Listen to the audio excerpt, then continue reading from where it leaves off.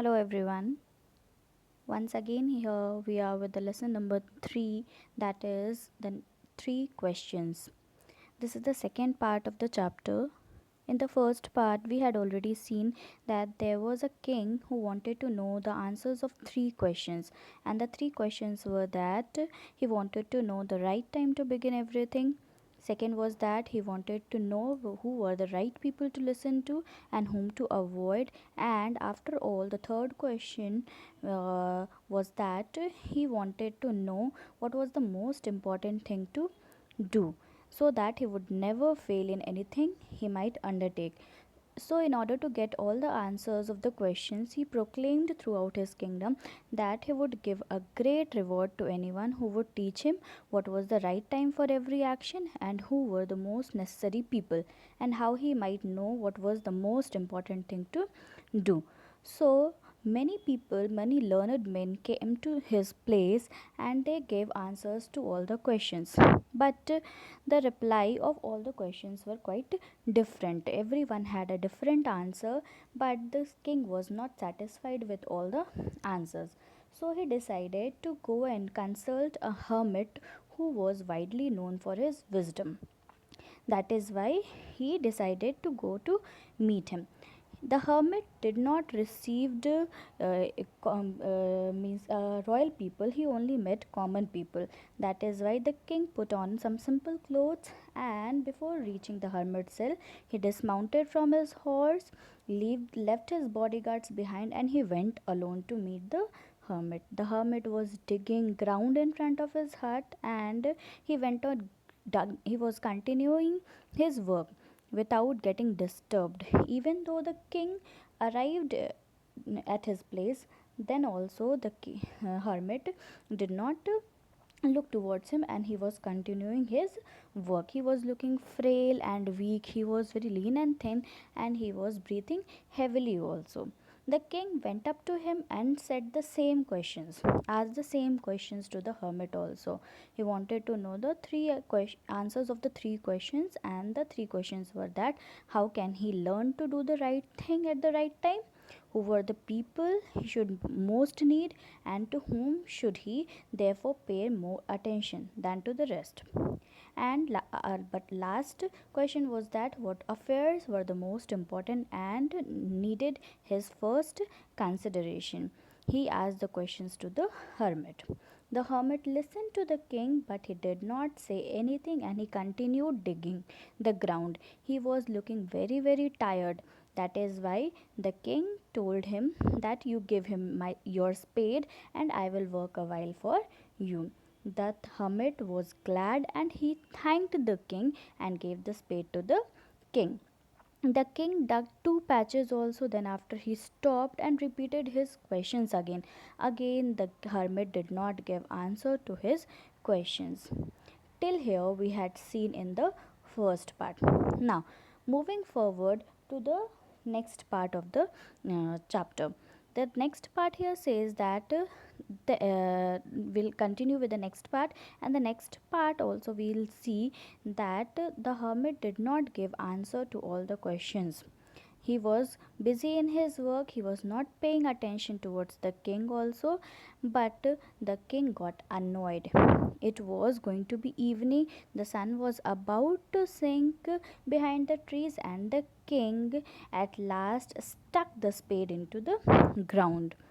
And he got irritated, and he once again said the thing that he had came to the wise man for an answer to the questions. If you can't give me answer to the questions, just tell me, I will return back to the home. These were the words said by the king to the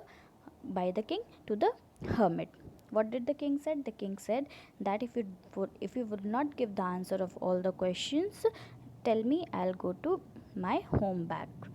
So here the thing was said to the hermit, but at the same moment, what happened? There was arrival of a bearded man.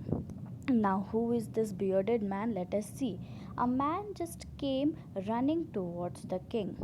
And what happened?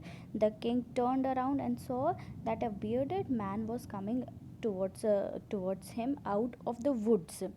Wood is the small forest.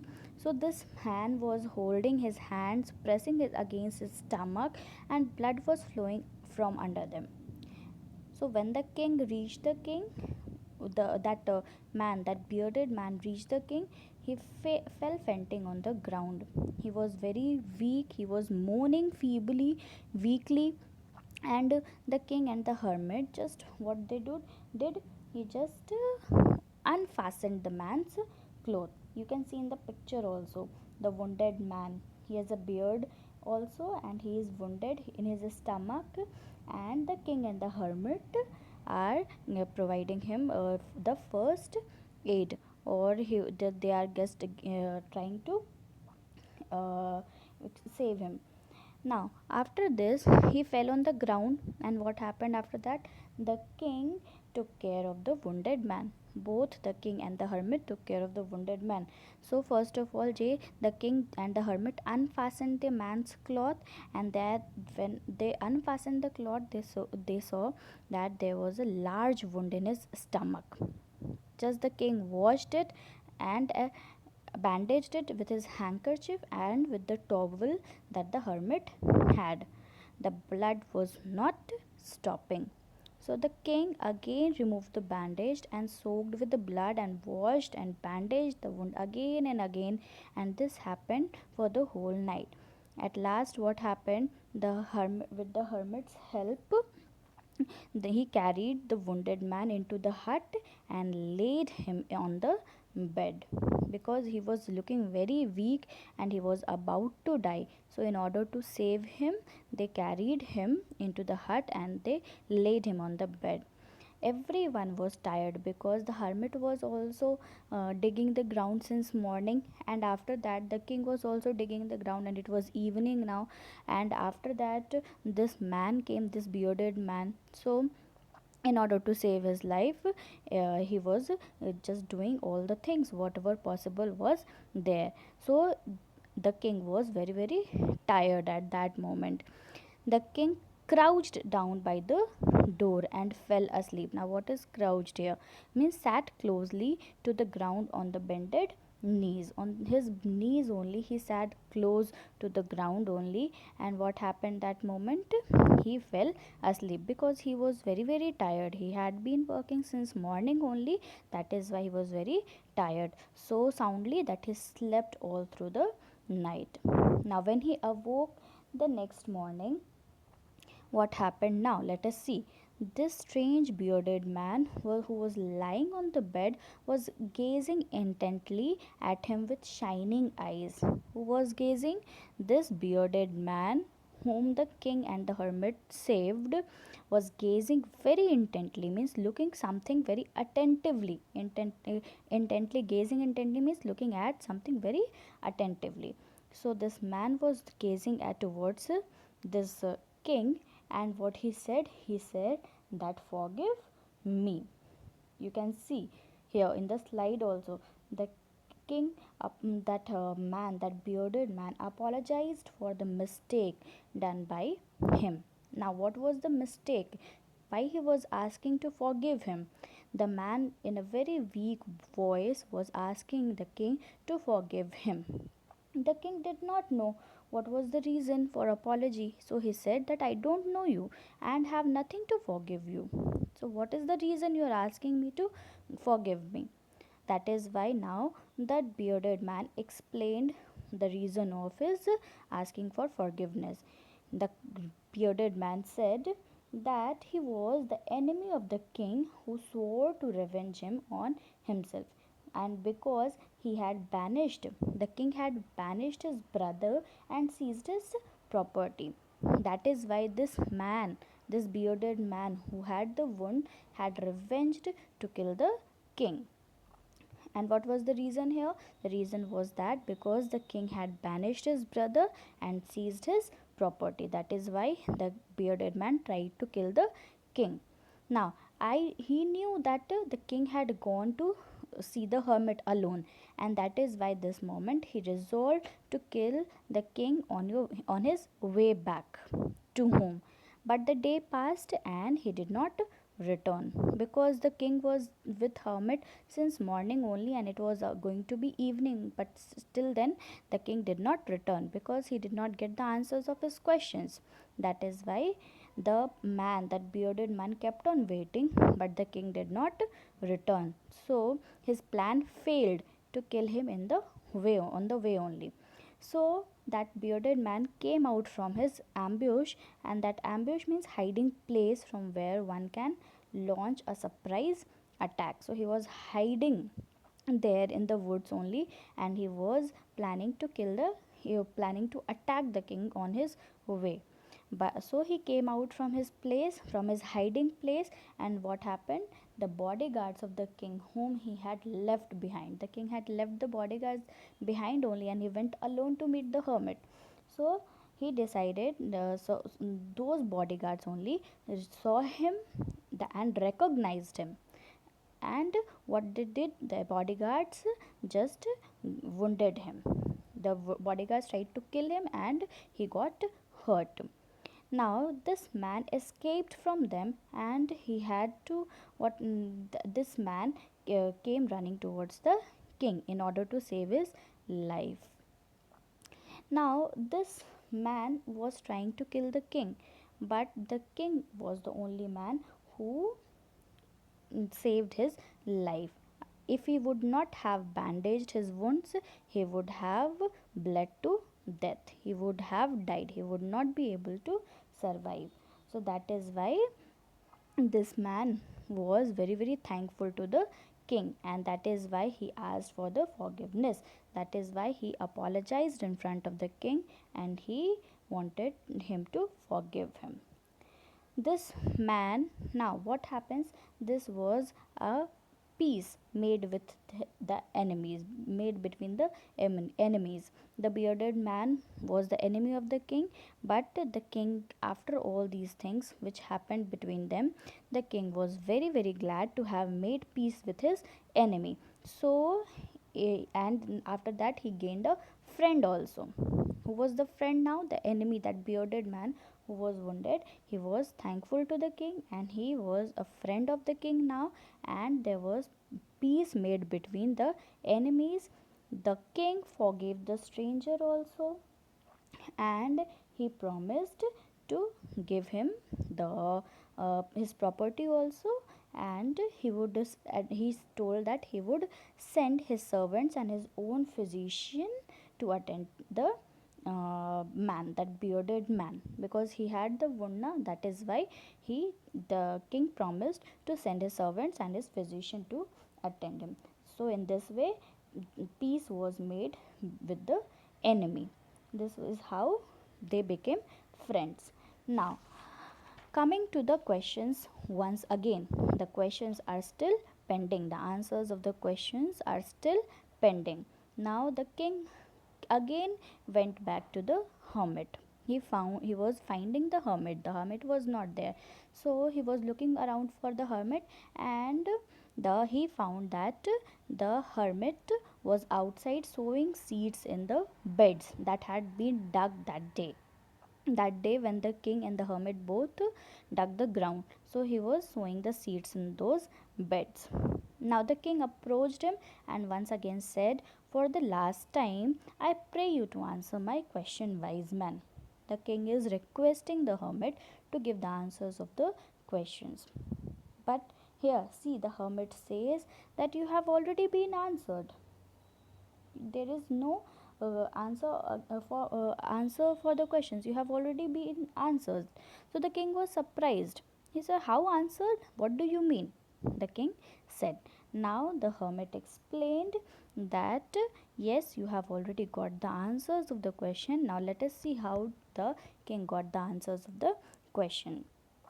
Now, explanation of the answers by the hermit for the first question. The first answer is, if you had not pitied my weakness yesterday and had not dug those beds for me, but had gone your way, that man would have attacked you. So, the most important time was when you were digging the beds. This was the first explanation of the answer. The first question was that what is the right time to begin everything. So here the hermit replied that the most important time was when you were digging the ground, digging the beds. If you have not been doing that work, and if you would have returned to your home back, what would have happened? That man would have attacked you and killed you. So the important time was, what was the important time? The important time was when he was digging the beds. Now coming to the second question. The second question was that who were the most important people to listen to and whom to avoid. So the hermit answered that I was the most important man, and to do me good was your most important business, because at that time the king was with the hermit, and the hermit was the most important man for him at that moment, and for doing him good for the hermit only, that was very important thing to do. Coming to the next question, the third question was that what was the most important thing to do. So already the hermit said that when the man ran to us, the most important time was when you were attending him. If the king would not have attended him, what would have happened? That man would have died due to his wounds, because he was bleeding very heavily. If he would have not bound up his wounds, he would have died, and without having made peace with you. So he was the most important man, and what you did for him was the most important business. And this was the explanation for the third question by the hermit. Overall, the conclusion comes that there is only one time that is important, and that is now. You have to live in present, and the most important time is now only, and it is most important time because it is the only time when we have any power. We don't have any power to correct the past also, and we don't have any power so that we can control the future also. So we have power to control our present. That is why now is the most important time. The most necessary person is he with whom you are, and for no one knows whether he will ever have dealings with anyone else. No other person is important. With whom you are at the moment, with whom you are at present, that is the most important person for you. No other person is the most important person for you else at that time.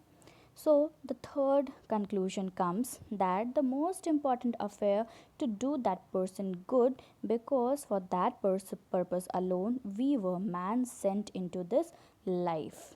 We are sent into this life as a human being, and we have been given rights and power by the God.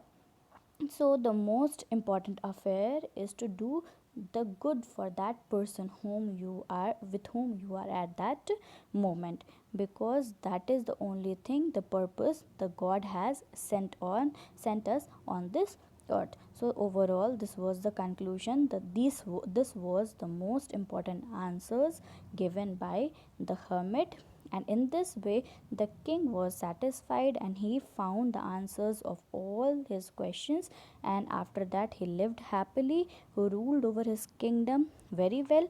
And at the end the value comes that we cannot alter the past, but by making the best use of our present we can ensure a better future. So in order to ensure a better future, we have to live in present, we have to make our present good and beneficial, so that we can ensure a better future in the coming days. This was the chapter 3 questions, and which we had discussed. Overall, if you have any doubts, just go through the lesson, uh, give the note it down, and we'll discuss in the class later.